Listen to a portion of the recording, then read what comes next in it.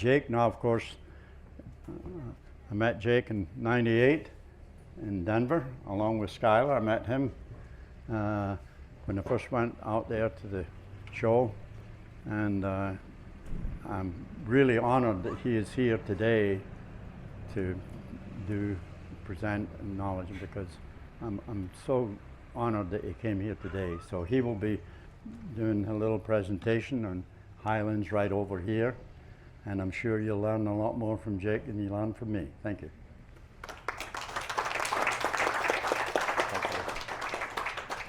Expected a bit on those medium framed heifers I have. It's great to be here, and a real privilege to be able to speak.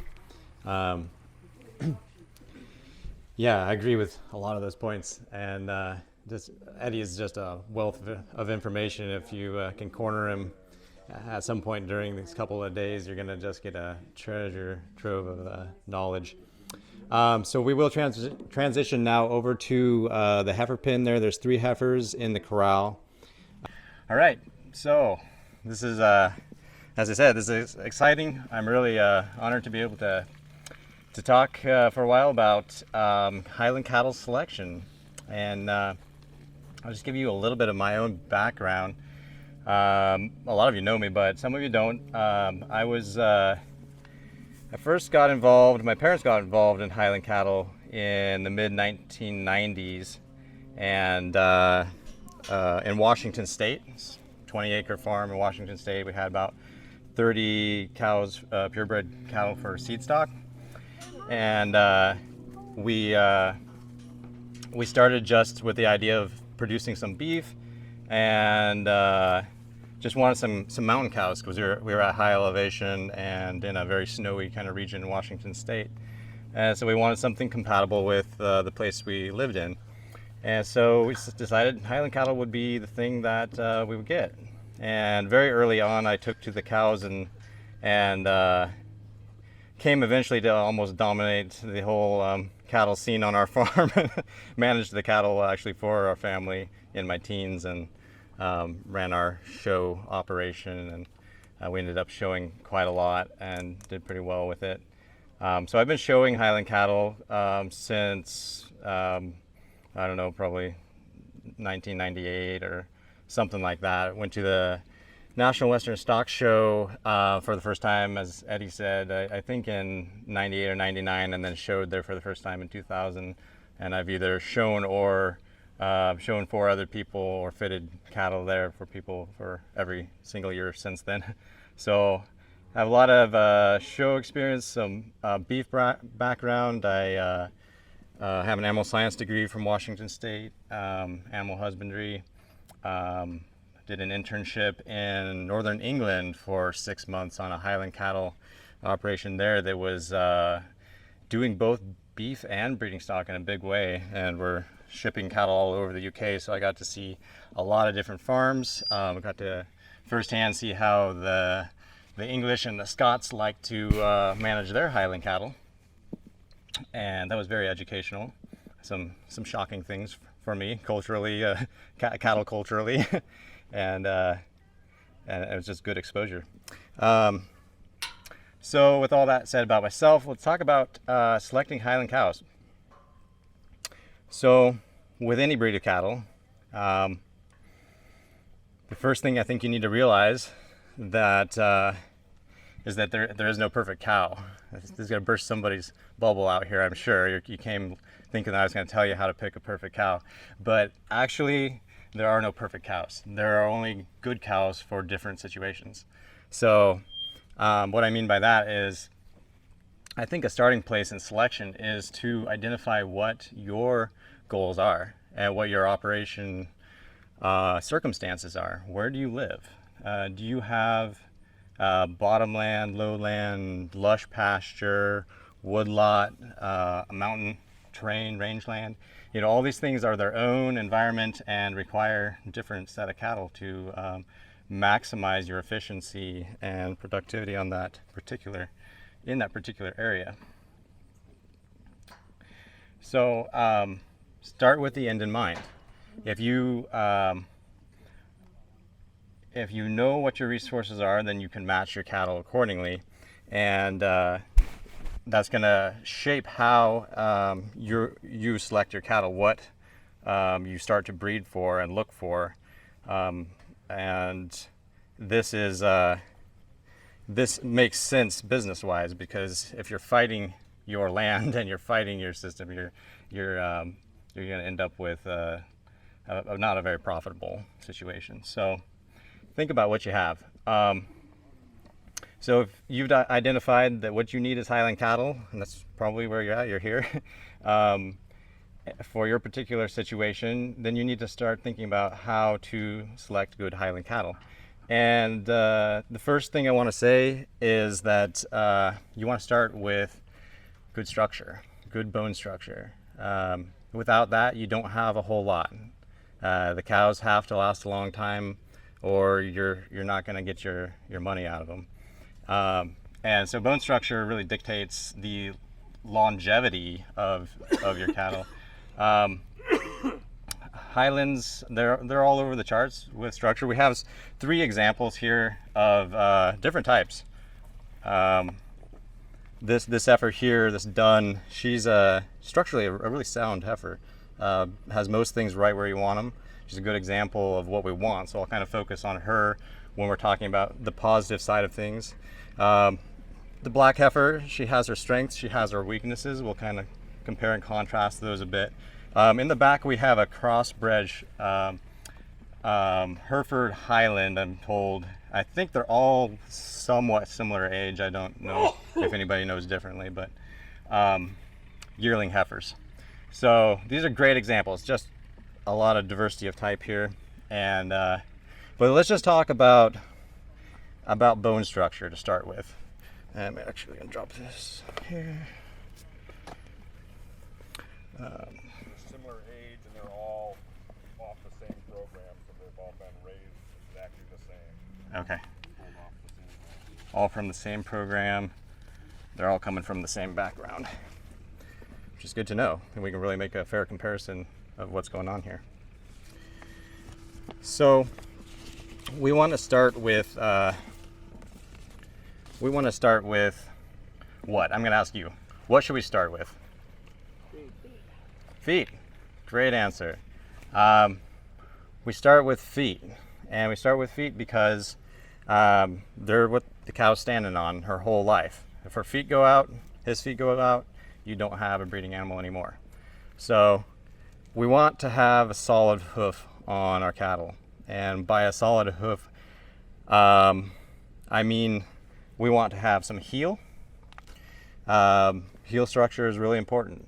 So there is a tendency in the breed to have pretty flat feet. There's certain lines that are a little better heeled than others, and I would say as breeders and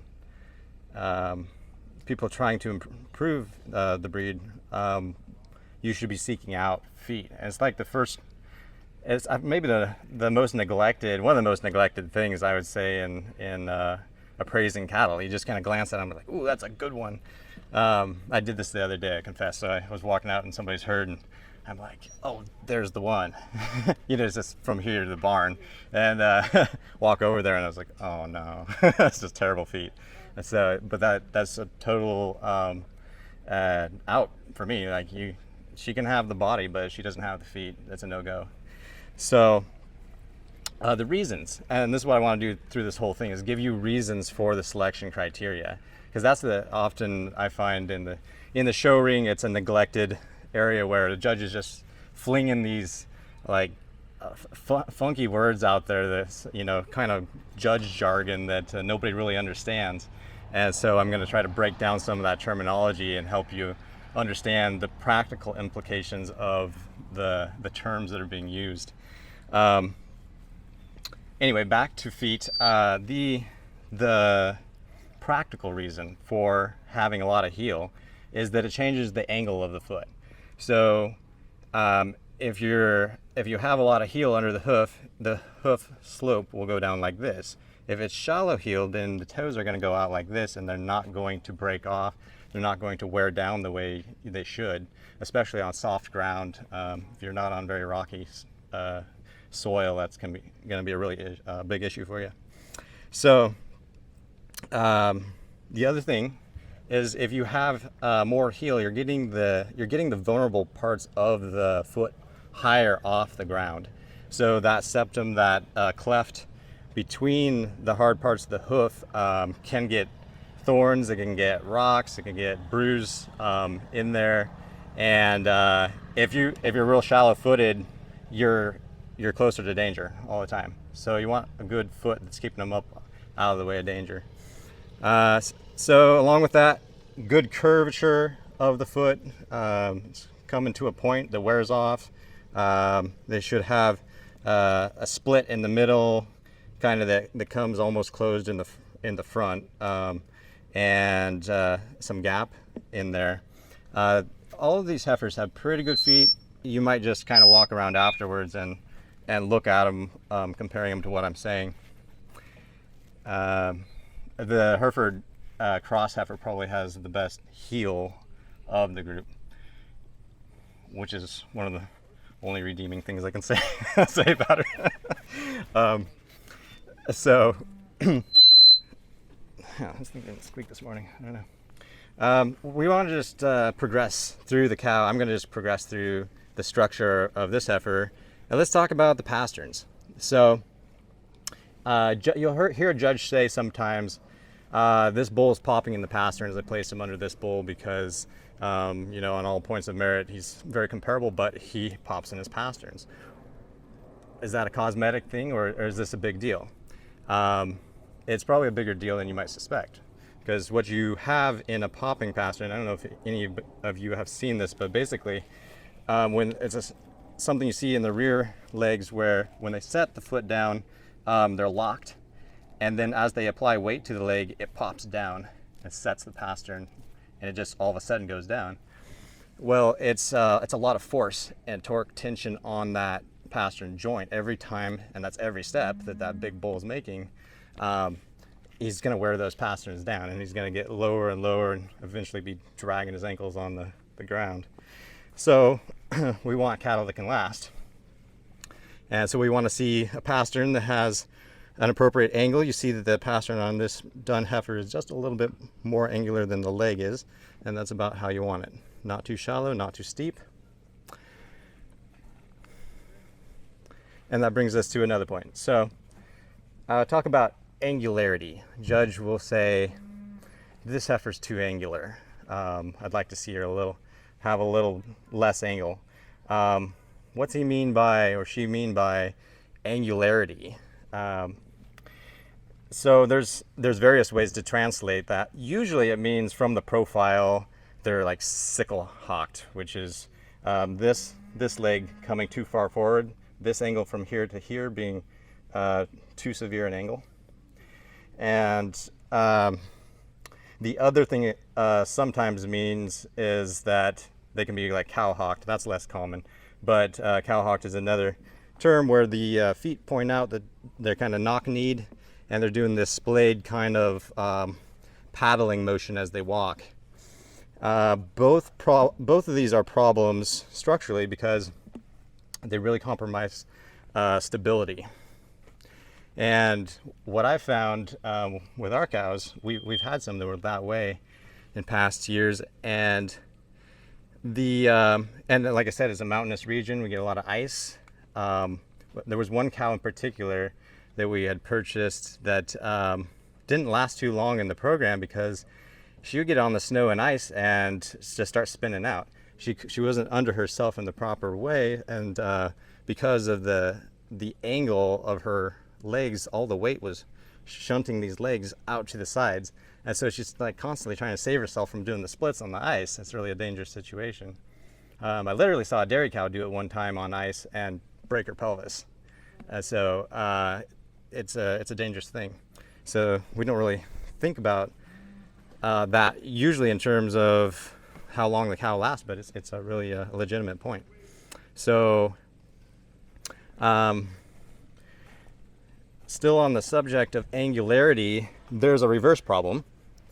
The reverse problem is that sometimes they're too straight. So the judge jargon for that is post-legged.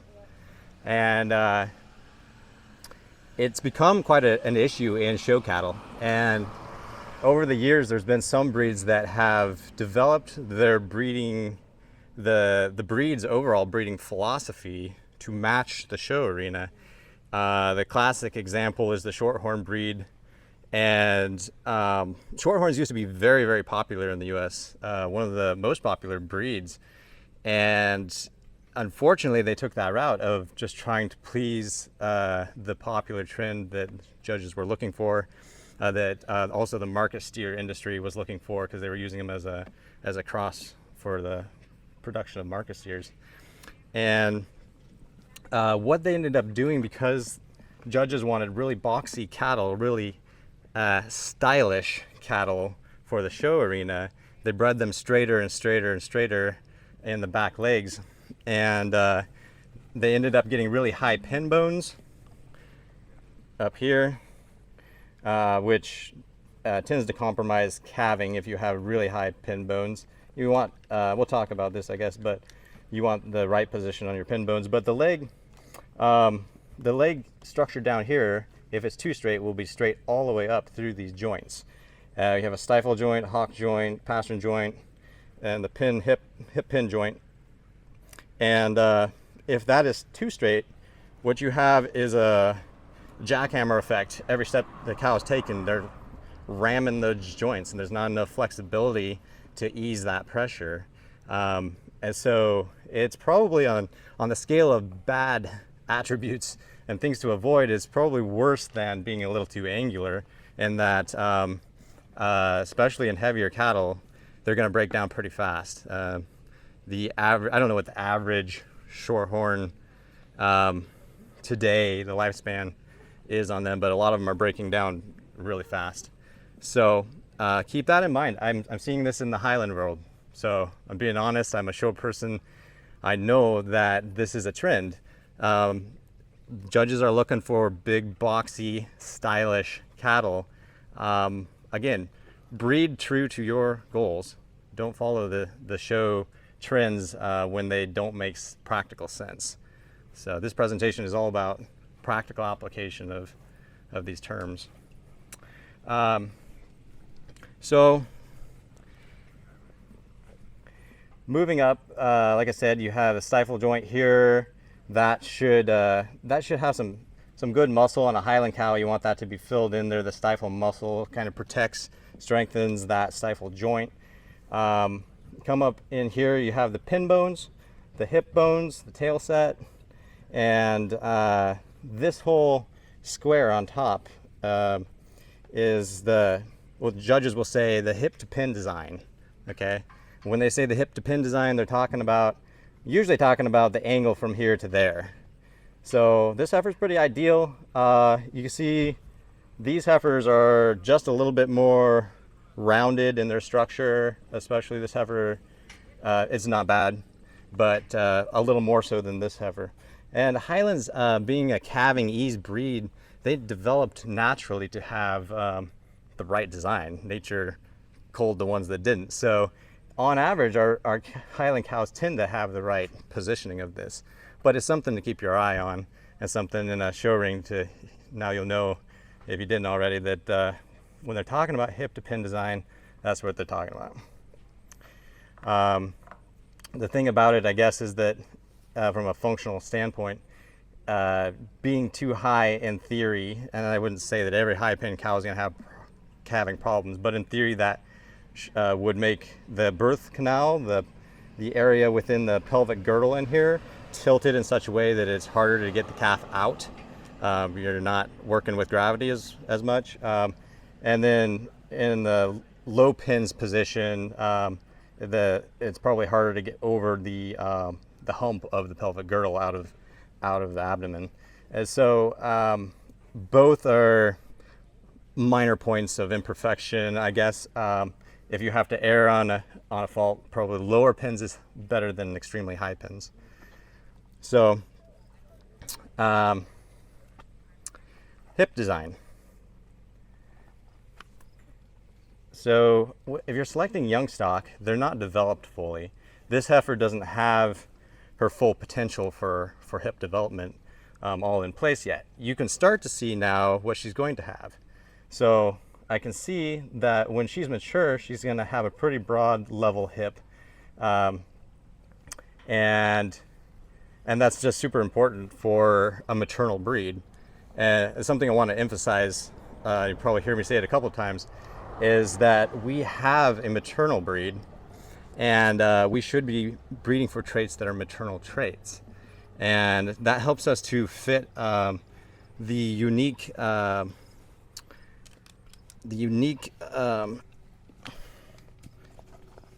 profitability of the Highland, or fulfill that unique profitability. I was looking for oh, it's over there. I grabbed the breed brochure from the table last night. On the front, I was pleased to see it says distinctively different.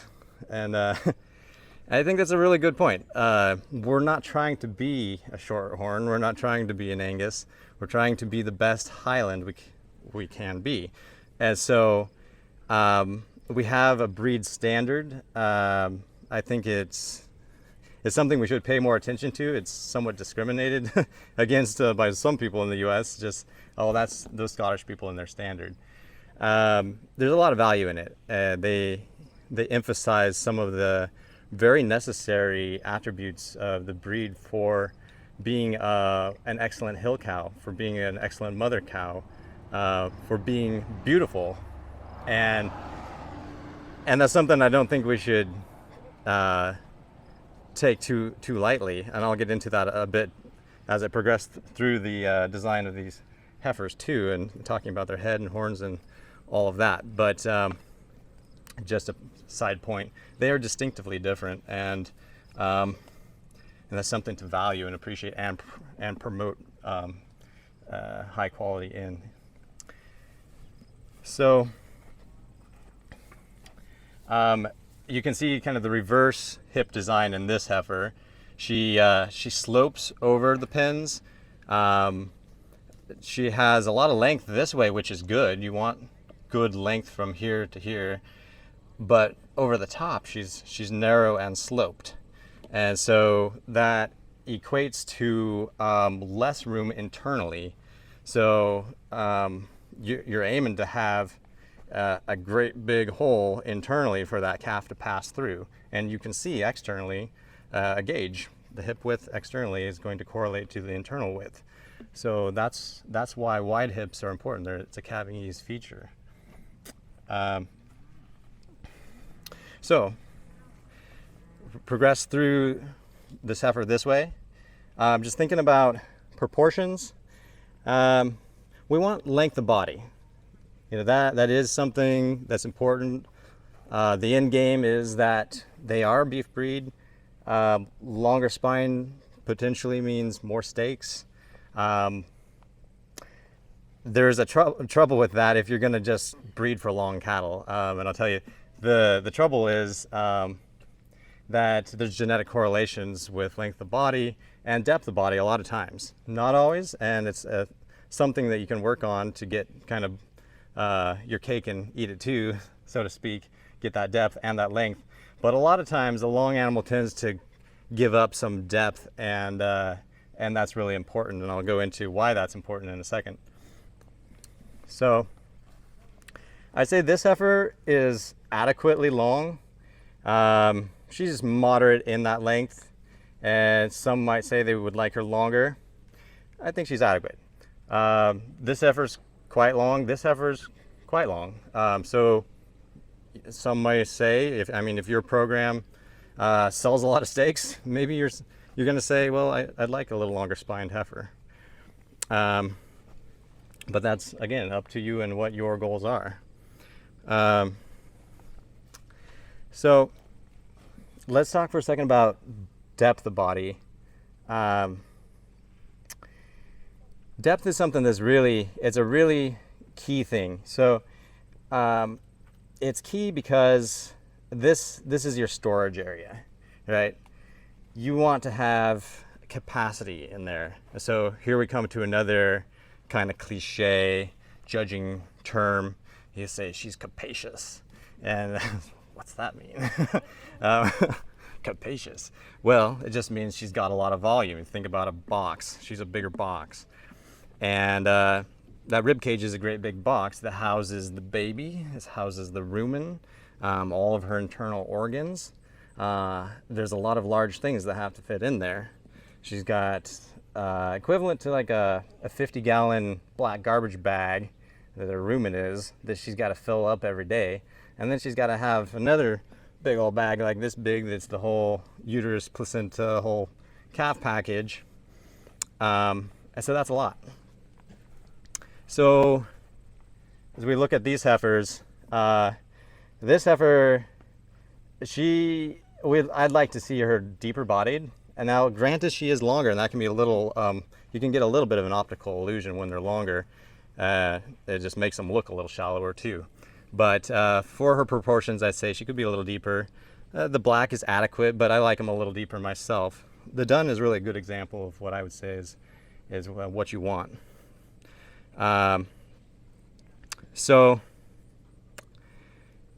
Another judging term is well sprung.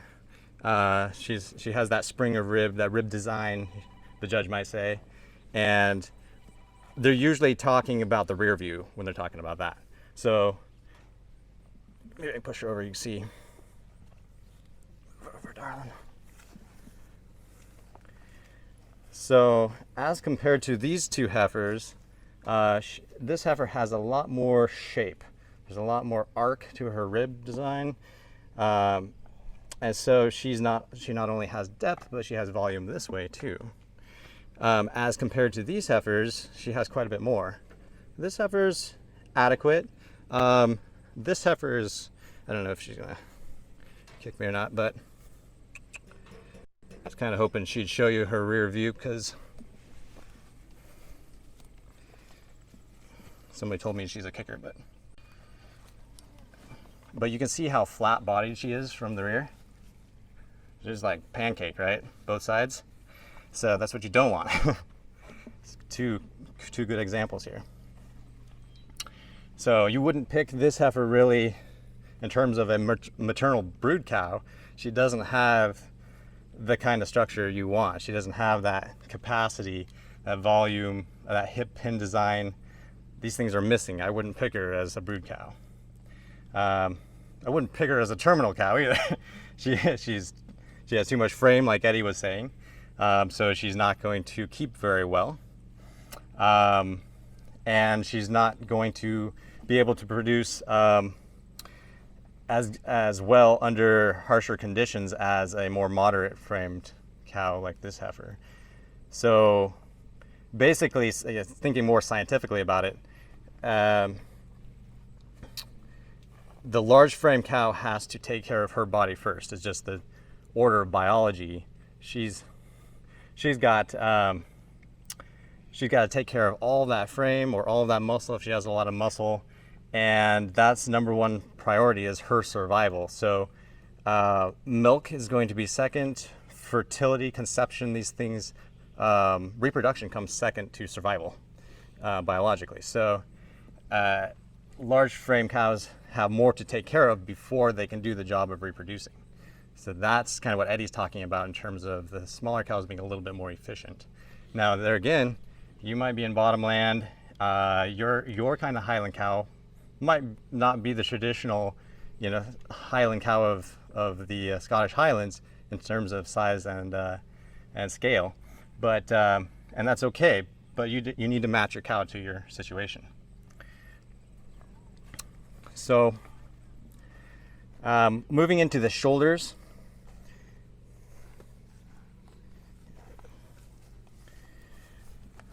This heifer has a really pretty design in her shoulder makeup. You see the way she just comes through here smooth. There's not a lot of bulge. There's not an over muscling. She comes out of her rib and blends nicely into the shoulder. She comes cleanly out of the front of the shoulder into her neck, and there's not a lot of up and down over the top. And why do I like that? Why does the judge like that? The reason is mostly from a calving standpoint. So there's a couple of things. A smooth shoulder just slides through the birth canal a little easier. Sometimes you'll hear a judge say this animal has an open shoulder design, open shouldered. What that means is the point, this joint right here, is sticking out.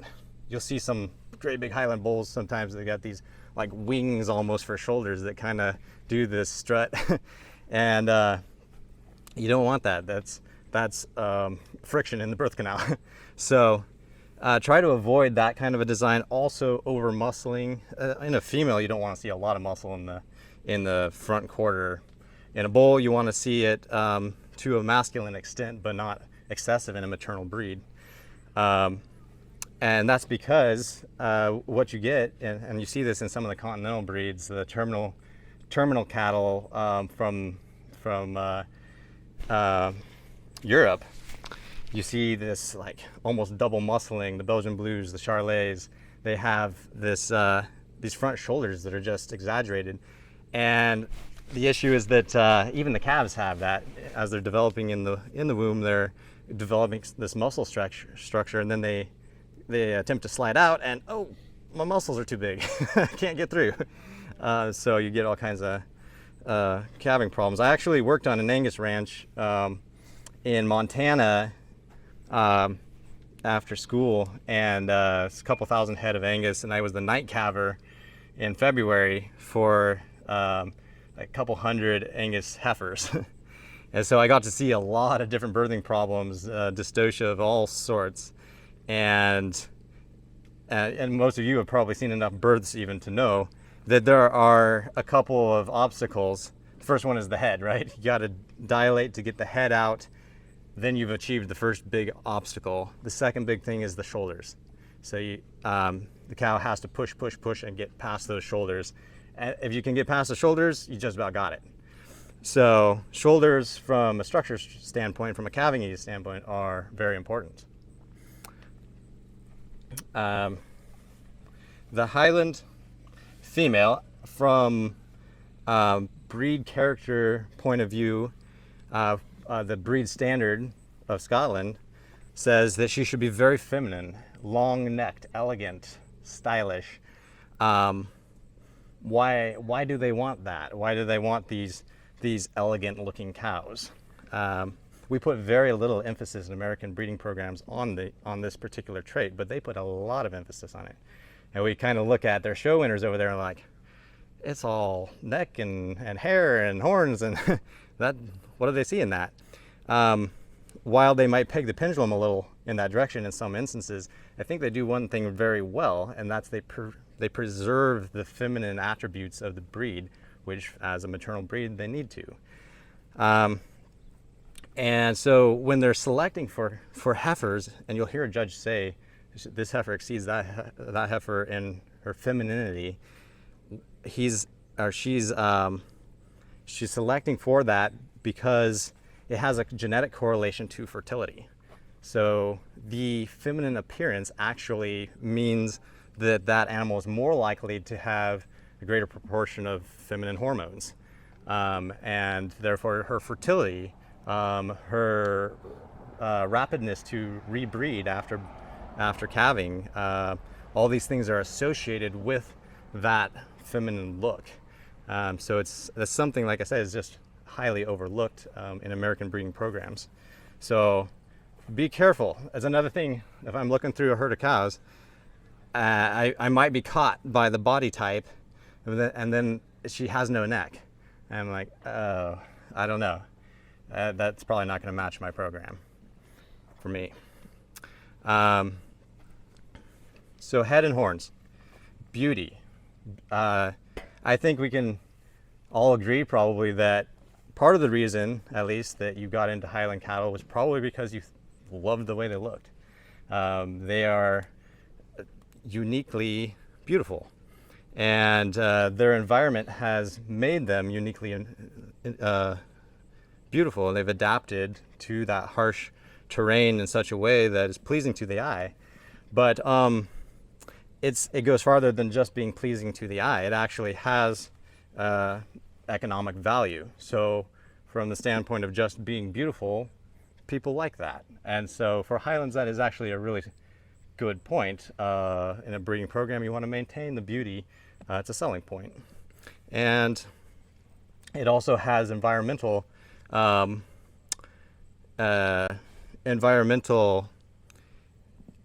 reasons why you should select for beauty, in that the hair is actually part of their protection.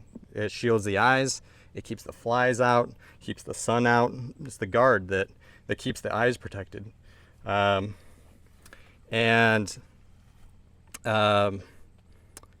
in general is something that is really important to our breed. We're starting to see a trend in some of our show cattle where we're fitting them in such a way that they look like other breeds. And it's hard for a judge to actually evaluate them as a Highland, because heads are clipped, an excessive amount of hair on the body is often clipped, to the extent that if you are a Highland breeder or somebody coming from the background of wanting a traditional Highland cow, it's hard to say what you actually have there. I think that it's really important to maintain this double layer of guard hair, under hair.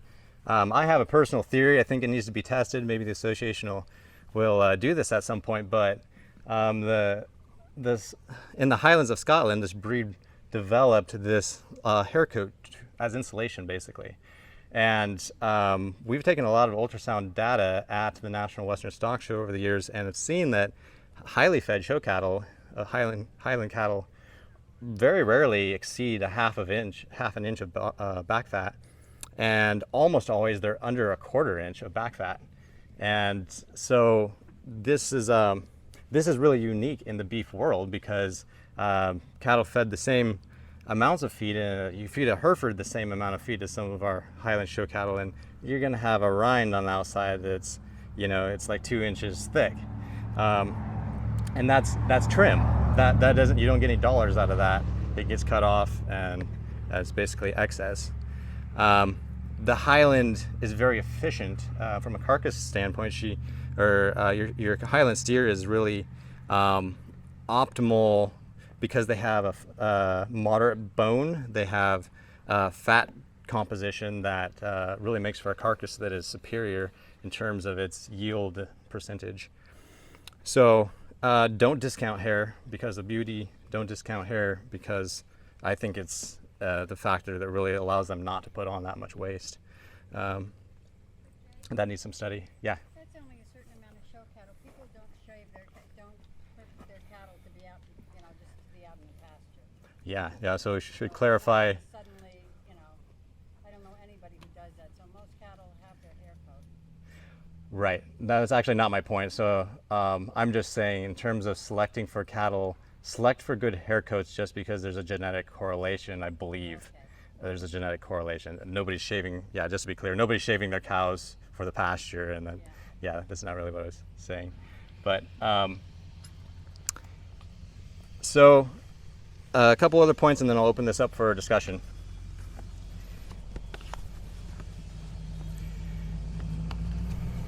You'll hear a couple other, I'll just go through a list of a couple other terminology points that you might hear a judge making. They'll say an animal is green.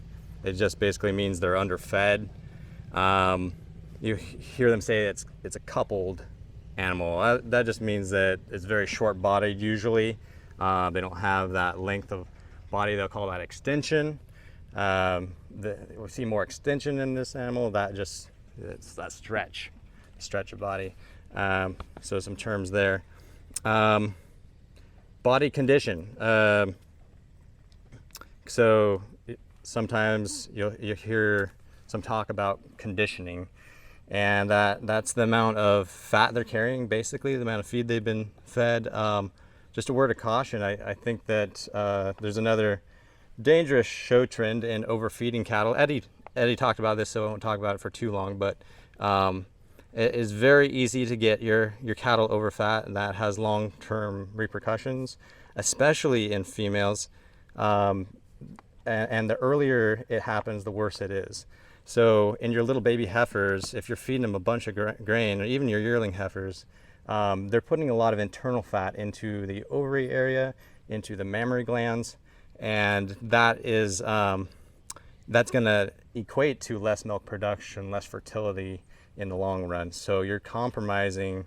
She might look good in the show ring, but a lot of these show heifers are getting home and not breeding up the way they should and not performing the way they should. So something to be cautious of. Another point of caution is cosmetics. If you're selecting cattle at the show, be careful about the way they're presented. I know from a fitter standpoint, I've done a lot of this professionally. I can hide a lot of negative points. I can mask, the angle of the leg that we were talking about. If you have enough hair and enough hair product and you know what you're doing, you can just about reshape that leg in such a way that you wouldn't know the difference. I advise people they're going to buy at a show, don't pick them out of the show arena, don't pick them out of the sale arena. Pick them in the barn and ask to touch them, ask to see them wet on the wash rack, and don't be afraid to make those requests, because you're going to get a lot more honest kind of view of that cow. So what you see in the show arena is not necessarily what you get. A couple other things. If you're selecting off a farm, ask all kinds of questions, or even at a show, I suppose, about the parents of the animal, the calves, the progeny, the birth record of your cows, look at the udder design, look at the bull's mother's udder design. This is a maternal breed. It's extremely important. Don't just go picking some fancy looking bull thinking he's going to make wonderful daughters, and his mother's got a totally blown out udder. So very important to consider these things. Ask about the previous diet, breeding record, birth weights, disposition. Eddie covered that, I think. I won't go too much more into that, but it does have economic value just to calm cows, put weight on faster. And stressed out cows are always in fight or flight mode, and they're not eating the way they should, and they're burning calories just thinking about what harm might be around them. Pedigrees and genetics. I'll be really quick here. You can be a total pedigree nerd. You can geek out on this stuff. You can know and study, every animal that ever was and know them 6 generations back. I don't think that's necessary. I am a pedigree geek myself, but I don't think it's necessary to actually use pedigrees in a functional way. A better strategy is actually to know the breeding programs of various breeders across the nation, historically and currently. And then you can look at a pedigree and you say, okay, I know the strengths of this breeding program. I know the weaknesses as well of this breeding program. And so I'm starting to see a pattern develop in this pedigree of strengths and weaknesses and complementary traits. And so I can make an estimation roughly off of that without even knowing the names of the animals. It's not foolproof, but it's a good starting place without having to know every animal that ever was. So that's something that I would encourage you all to pay attention to what genetics are out there and what value they have and how they might fit your program specifically. Okay, let's see. I'm just going to open it up now to, I think we're running a little short on time. How much time do I have? Does anybody know? And we're going till 3:30? Okay, so 15 minutes of questions. I don't know that. I guess unless somebody cuts us off, we'll keep on fielding questions for a while here. So yeah, I'm just gonna open it up. What do you guys think? I'm open to opinions, points you want to know more about, conformationally, anything that I talked about. Yes. What were the differences you found in Scotland and other How they handled their cattle? you made a comment about just the whole approach. Yeah. Yeah. So I said some points of Scottish philosophy, breeding philosophy, were a little bit different than my perspective. When I went over there, I saw some of these different emphases on breed character, on the way they feed their cattle, even the way they groom their cattle is quite a lot different. I went there thinking I was going to do super great in their shows because I had come from doing American shows and being pretty successful at it, and so I got a little humility added to me as I approached their show system because, like I said, they're emphasizing different traits. They're not looking for overly thick females, and my grooming pattern at that time was a little too thick for the females. I was grooming them a little more steer type, and just emphasizing the muscle groups a bit, and that got knocked down hard. Like, and so I was like, "Whoa, they hate it. What's up?" You know? Yeah, white coat and those rubber muck boots or whatever. Yeah, it rains so much there. Yes. Are there any other differences worth commenting on between like how other cattle are judged versus the top line or anything else that and how like how or why Highland shouldn't be held to those same standards, how they're different? I'm sorry, maybe that's a basic question. If not, I'm new at this. Yeah, so no, I don't have there's no maybe stupid questions. But, no stupid questions. No. no, but I mean, could you maybe comment on her top line, like Yeah. the length of the, you know, In terms of length or in terms of the height of the back feet to the front feet? Or Oh, okay, in terms so of the straightness and the- whatnot. Yeah, I have one who's very straight back. I have one that's more like her. I don't Yeah. know which one's more correct even. Yeah, you do want a pretty flat top line. Yeah, it's another one of those things that over time it's only going to get worse. If your yearling heifer's like this, when she's 12, she's going to be like that. When she's 16, she's going to be dragging her belly. Yeah. So it only gets worse if you see it. If you see it in the baby, if you see a fault in the baby, it's going to be worse later. If So. you see a flat top line, that doesn't mean the front feet are too large or that the front, you know, no. No, you want a fairly flat top line. It's something in the show trends that are actually trending towards a little bit of a slant almost to the front end, a little bit higher tail head sloping to the shoulders. That's a cosmetic thing, and one of those things you should probably be kind of careful about. It's not a positive thing. You don't really want long back legs and short front legs. The cow's going down a hill and she's got long back legs and short front legs. She's I wasn't sure if that was a unique Highland trait, you know, or not, or no. It's a show. It tends to be a show trend. I mean, you just see it randomly in some of the population, but Maybe you can explain to her the difference between an animal that's weak behind the shoulder and one that's strong. okay. So the question is, what is the difference between an animal that's weak behind the shoulders and one that is strong? Yeah, this is something that is quite important, and this heifer is really strong in her rib design. This is the heart girth. So you talk about. She's tired, Skylar. I was gonna be nice to her. Okay, you're a demonstration cow today. You have to be tough. So this is the heart girth, right around there. Why is that important? Again, that might kind of strike you as a cosmetic thing. Like, I don't know, my cow's getting discriminated in the show ring because she wasn't quite as wide behind the shoulder. Well, what does that have to do with anything economical? It is actually a valid point. You don't want to have this cut in real sharp right here. And you don't want them to cut in steeply from below up into the chest floor and brisket area. You'll get kind of this pot-bellied look, and that's not a horrible thing, except that you're losing capacity in this chest area, which also contains important organs. Your heart, your lungs are all up there.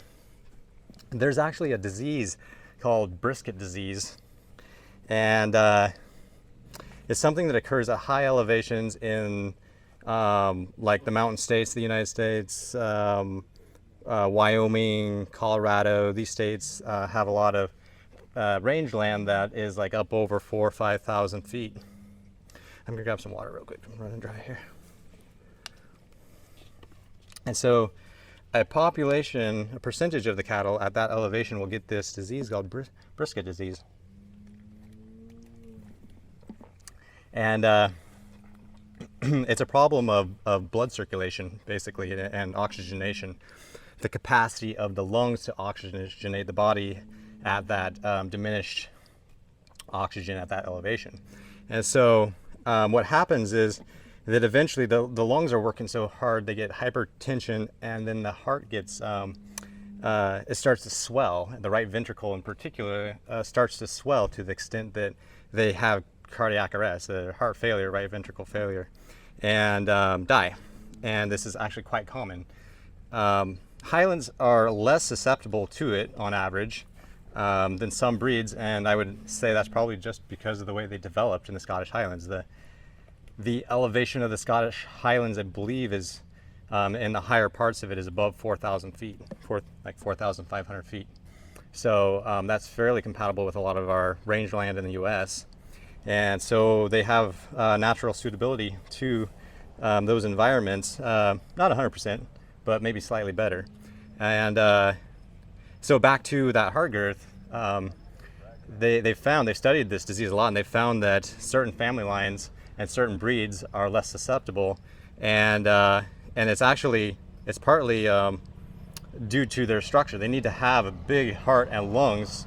They actually measure the blood pressure. You can select for cattle for a high country based on their blood pressure, and there's some tests you can put them through.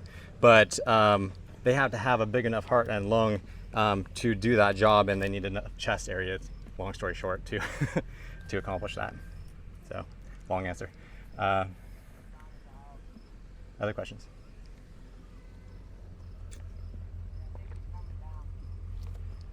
How long do you think it takes to knock out some of the bad characteristics when you do breeding and selection? That's a really good question. Because no cow is perfect, so Right. you're trying to optimize and increase your breeding program, but I find Yeah. it takes a really long time. Yeah, the answer is complex. So the question is, how long does it take to knock out some of the bad traits that you see in A high tail head. a high tail head is an example. So Are we calling that a bad trait? it's not a horrible trait. Skylar loves high tail heads, by the way. So just for the record. Have a practical purpose in some manner. Yeah. Let's just say you don't like high tail heads, you want to get rid of high tail heads. That process is a little easier than some. So when you're talking about cattle breeding, there's two things that you should keep in mind. One is the technical terms are phenotype and genotype of the cattle. So phenotype is what you can see externally. Genotype is obviously their genetic makeup and genetic predisposition and potential. And so on the front of the phenotype, what you can see externally, you can change those traits. Like Eddie said, I think you can change the size of a breed within a few years, really, just by intensive selection, because you can see it's a bigger cow. It has a high tail head. And so those kind of traits are not so hard to select against. But if you're talking about fertility, you're talking about gainability, you're talking about marbling, less visual traits. We keep records on these things, and you can track these things, but they're harder to observe